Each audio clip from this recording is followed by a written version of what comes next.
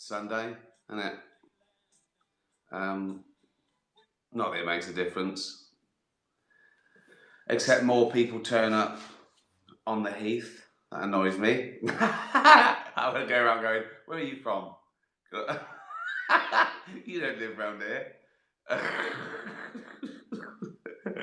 I'm over here every day. Get back in your car.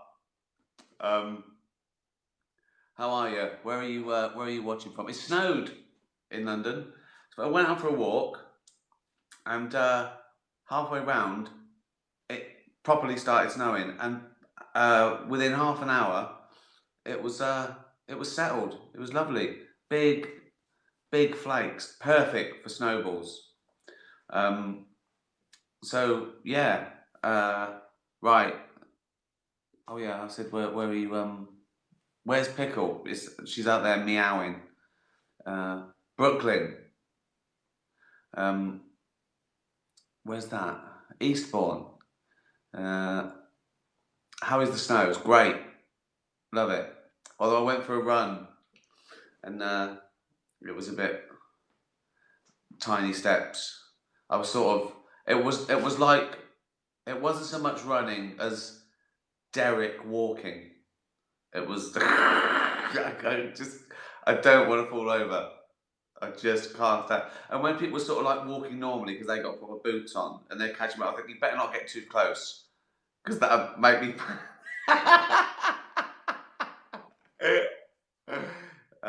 Ottawa. I know anyone watching in Canada thinks that's not snow.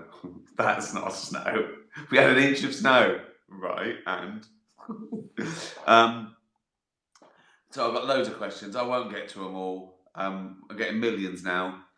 I try and keep quiet all day because I'll get into many, and I missed some. So apologies, for that. In fact, I missed Kermit's last week. It's traumatizing. I missed a cat's question, so I'll start off with that. And it wasn't a question. It was, will I play a song? I used to play Brent songs. So what can I play? Uh, so that tune. Sorry. Oh, oh, your red heart rages, cut down, burned out, and put in cages. You came in peace, held up your hand. How? We cut it off and we stole your land. Oh, Native American, soar like an eagle, sit like a pelican. Oh, don't call us Indians. We're more like West Eurasians crossed with Siberians. So factual. There you go. That's David Brent, by the way. That's not me singing about the plight of the Native American. That's David Brent. Just in case people are going, why is he just doing that? Must be a breakdown. From the movie, an album, Life on the Road, by Mr. D. Brent. Uh, hey Siri, by Native American by David Brent. Alexa, by Native American by David Brent. So you should have that. 99p or whatever. Gunner. Walter Kerr has argued that comedy at bottom is pessimistic, tragedy optimistic. Is he right? Interesting. I'm not aware of him. I don't really study the theory of comedy. I just sort of do it and you make your own rules up. I think there's something in that, I think.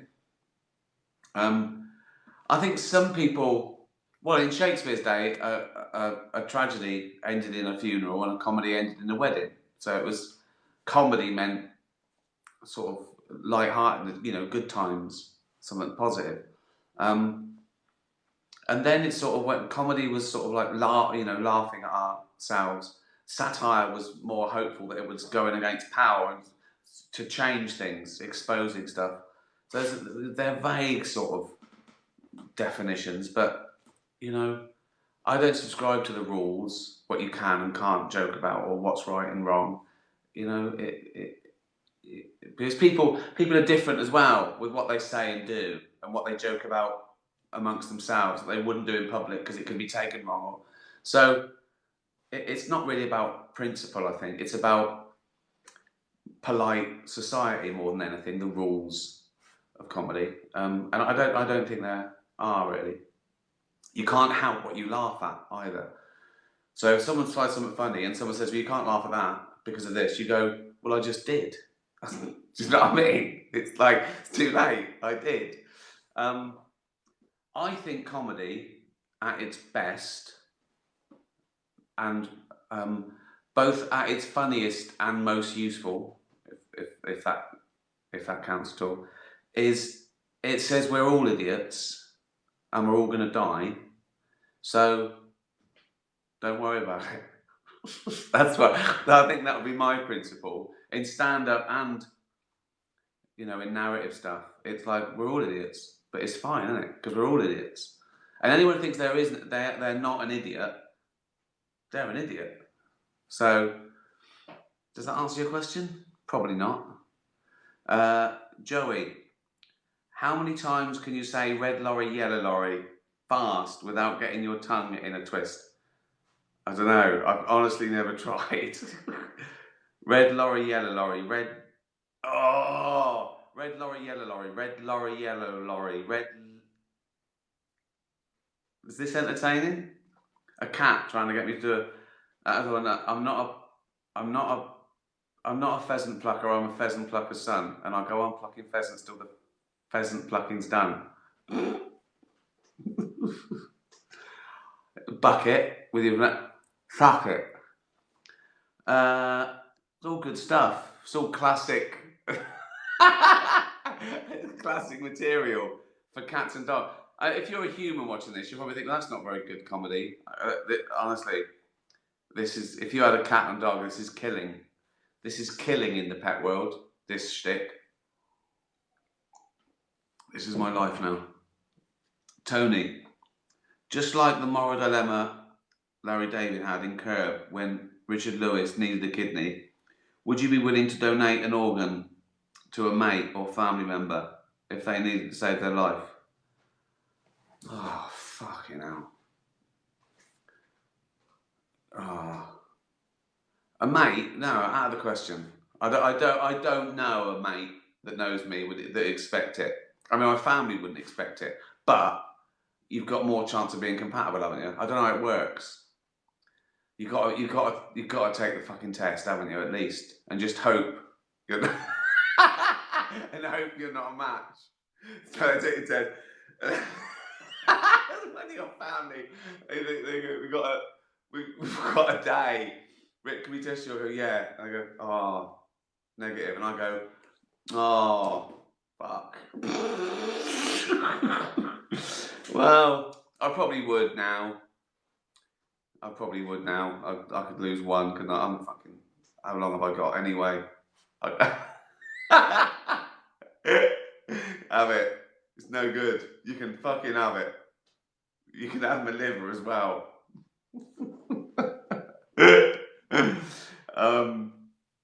Pockets. The mothership wants to transport you. This is going to end with some alien's finger up my arse. Pockets is a monkey, by the way.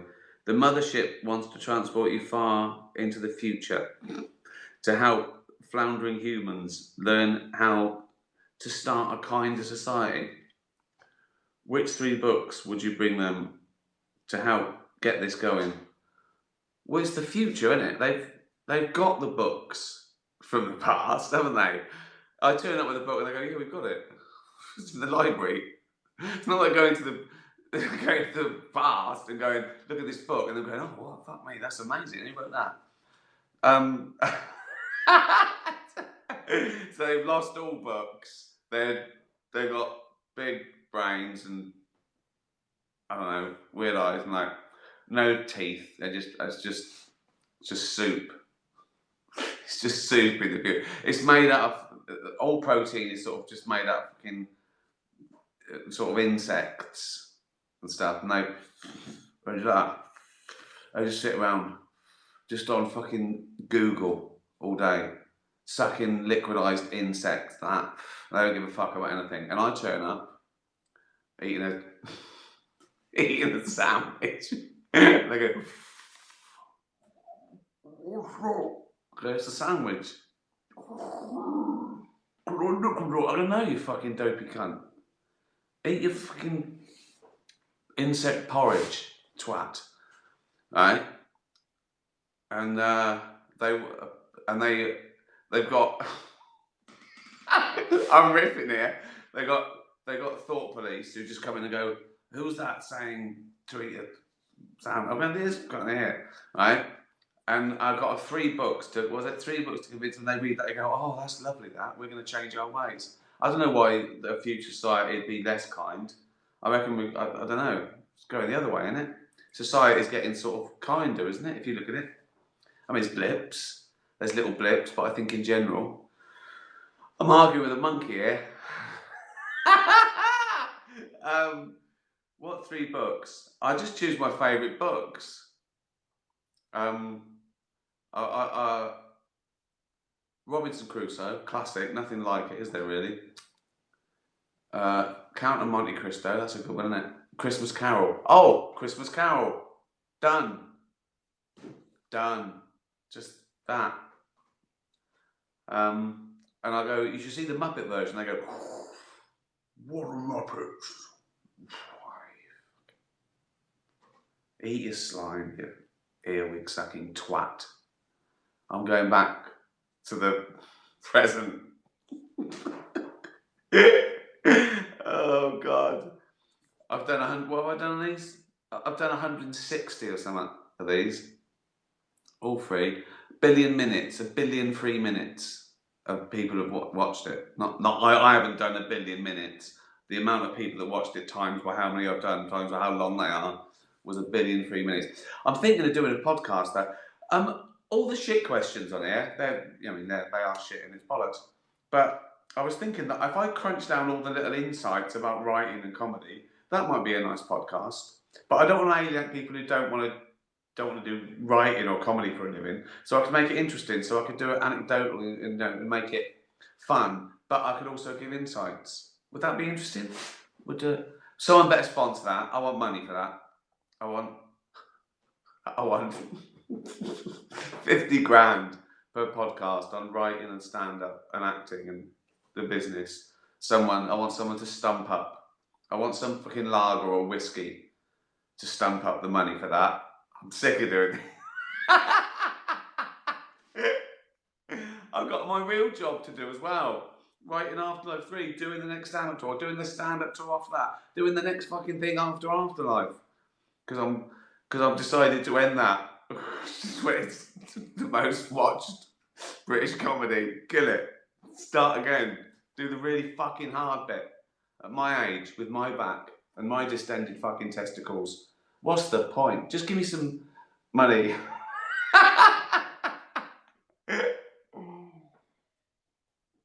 I love it when papers pick up these things I do and they go, Ricky Gervais rants about something, and I'm pissing about.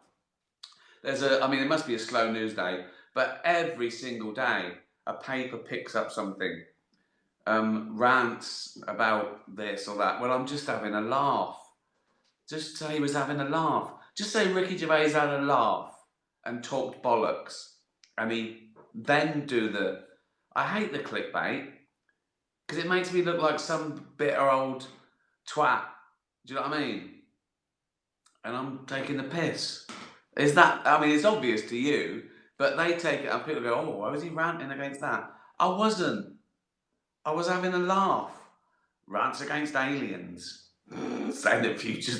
Ricky Gervais predicts we're going to eat insects in the future. Oh, shut up. That was a rant. Right. Ollie Comic. Have you heard there's going to be a Sopranos prequel film? Yes. I think it's with um, James Gandolfini's son, isn't it? Is that? Have I just made that up? I think it is. Would you ever consider doing a prequel to Afterlife? You could use CGI, what's that? De-aging techniques to explore Tony's youth. No.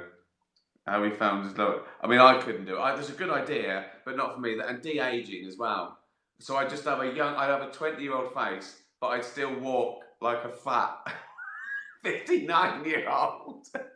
Why is that young guy walking so carefully? I'd have to get someone younger to play me. There was someone said who would play your life, and someone suggested things that I'd actually thought of as well. Christian Cook, who played my son in Cemetery Junction, he'd be good. Although he must be 30 now, getting on a bit. Tanya,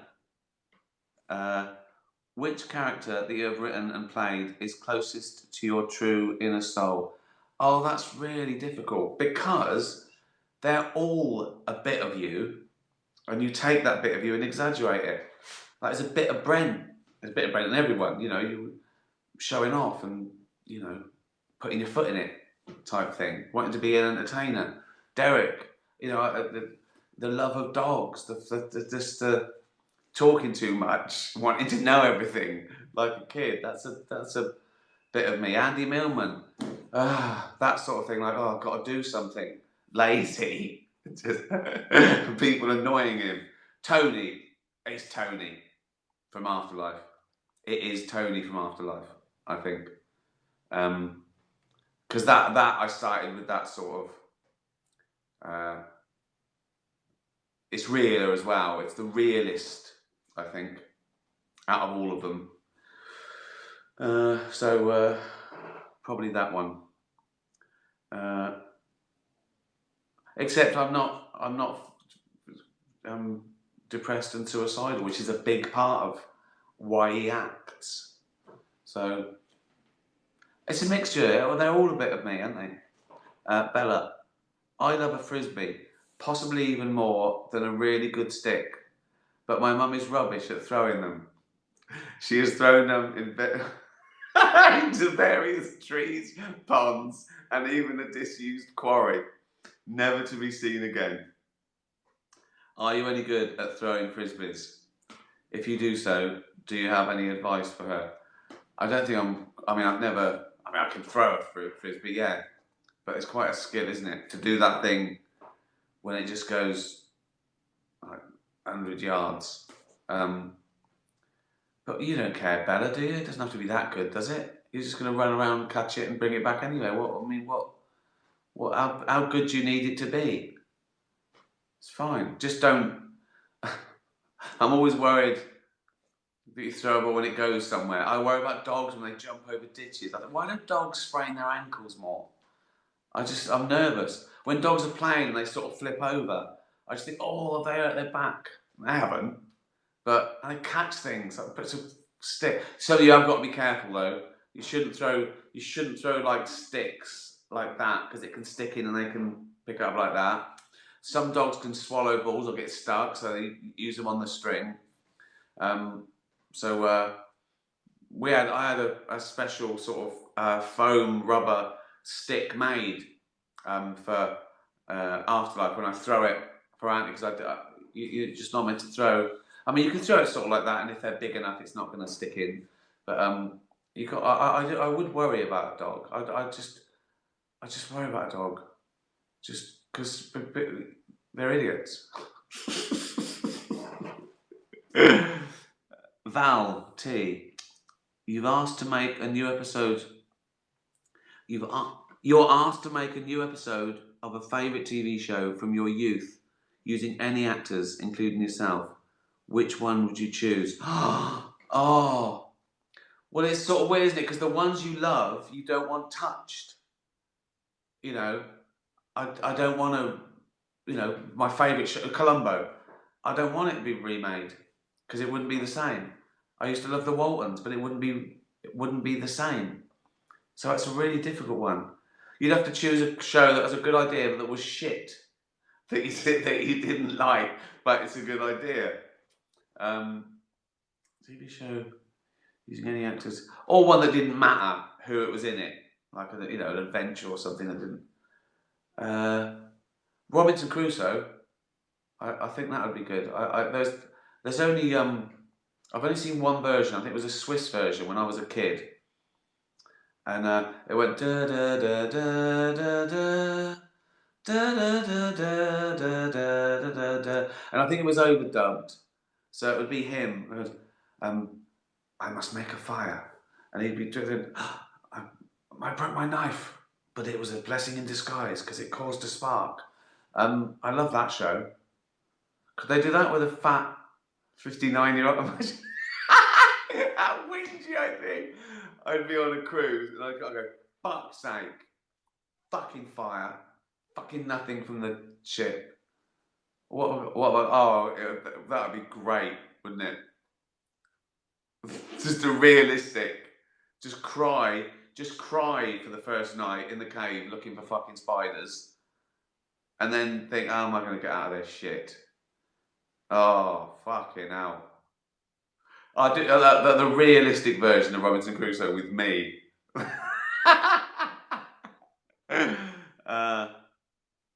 Louise, if Darren Brown could hypnotise you and you could experience anything as if it was for real, from the comfort of your Hampstead mansion and elasticated bottoms. I went running in my pyjamas today by mistake because I went out in the snow and the jogging bottoms got wet, and then I took them off and put my pyjamas on all day, and then I forgot and I went for a run in my pyjamas. Doesn't matter, does it? What would you be and why? Right, at the moment, I'm watching Vikings, so I'd quite like to. Darren Brown could recreate Valhalla, where we just fight and kill each other and then have a beer. and then it takes me out and I've just wrecked the house. Just fucking sword marks everywhere. This is good bollocks, isn't it, today? Dougal, bonjour, Ricky. Oh, Dougal's a French bulldog, that's why he speaks French. I've been a bit off colour recently, oh dear, which meant I had to go to the worstest place ever, the vets. What's your worstest place ever? I agree. Not the vets, not for me. Well, it is. I hate going to the vets. It means the cat or whatever's ill. I think the dentist. Although I went this time, I've been a lot. I quite got to know him, but 8 times last year. It was always the vet. Not me. That was my mistake. My hooves. It's the doctor or dentist, anything like that. Anything medical. Anything. It's not so much having the treatment. Well, that would scare me if they said, "Oh, we've got to have, something to do with your eyes." I go, "Fucking hell. Is there any other way? Just give me pills. Is there pills?" But go in the first place not knowing what it is. That's on bad news. So I agree, Dougal.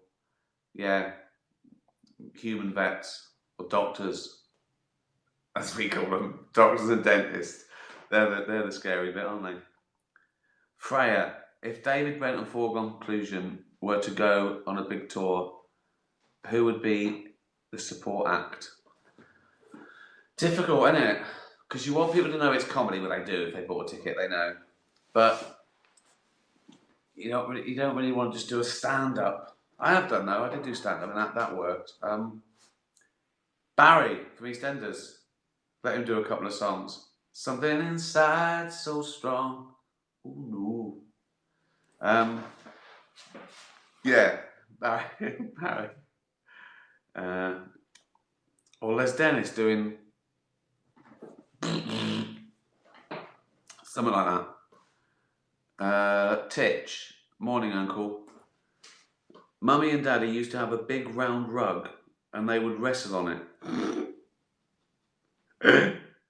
It was First out the circle won. So like proper wrestling. It was before Mum's fibro. Were there any silly things that you and Auntie did that still make you laugh? Well, I got the idea, in Afterlife, where Tony lifts Lisa up with his legs and she sort of does helicopters. I used to do that with Jane, just to. That's funny. I have thought of something. We used to play a Scud and Patriot. It was during the Gulf War where they'd send over a Scud missile, but then there was a Patriot missile that would go up and take it out. And I remember they were like, it cost $1 million, but they were taking out these Scud missiles. So we used to play that. So you had to throw something up, like a teddy bear, and hit it with a pine cone or something. So one of them would be Scud. One of us would be Scud. So I'd launch like a cuddly toy at Jane, and she had a pine cone, and she had to hit it. And if she hit it, it was the Patriot. Play it. This is when I think we lived in shit places where it didn't matter. I wouldn't allow it now. Oh dear. Scud and Patriot. I was just calling it that. There's a Gulf War on, and we're sitting in a shit flat drinking homebrew, throwing fucking throwing things around. Oh God. Oh, that's funny. Right, that's it. I've got one more. Leopold and Loveday. If you could have your own shop, what kind would you pick and what would you call it out of these? A pub bar with a remarkable vegan menu. That's tough to beat. Dog cat daycare centre for animals with special needs. Oh, that's a good one as well. Oh. Jane had an idea for a cafe or something with like cats and dogs waiting for adoption, and you go in, but you pay to go in, and you can scruffle them. And you don't have to have one, but you pay to go in and have a look, and then they get the money so it's a fiver, and you can spend like half an hour scruffling all the dogs, whether you want one or not. That was a good idea. C, comedy novelty shop selling classic gags with a space for stand-up and improv. Oh, that's good as well. These are all good ideas. Record shop with space for jam bands. Right. Every one of those is a really good idea, Leopold and Loveday. Oh, I love the space for stand-up. I love that. I love an office with downstairs as a little space for stand-up. Record shop. Oh, I love record shops. Oh, I'm gonna go. I've always wanted a pub bar. I've always liked the idea of that with a vegan menu because I think that's the future. I'm gonna go for a pub bar with a vegan menu. I think that would be great in Hampstead. Right. Well, they're all good. They're all good ideas. Well, that was that. A half hour of absolute bollocks. Call it Ricky's. Exactly. Well, I hope you enjoyed that. That was a good one, I think. That was a good. We got lots of questions. Played a little song. Had a little beer. Still good. Street Dog. Have they run out yet? Street Dog, are you watching? Have you run out? Have you sold out of those? Are you gonna do it again? It's lockdown again. Come on, guys. Let's do it again. Let's do it again. If you're not already still doing it, let's do it again. Thank you. Fuck off, Colin. Hope you're well. Stay safe. Keep active. Hey Siri, by David Brent, Life on the Road. Still good. Thanks everyone. Have a lovely week. Tatty bye, everyone.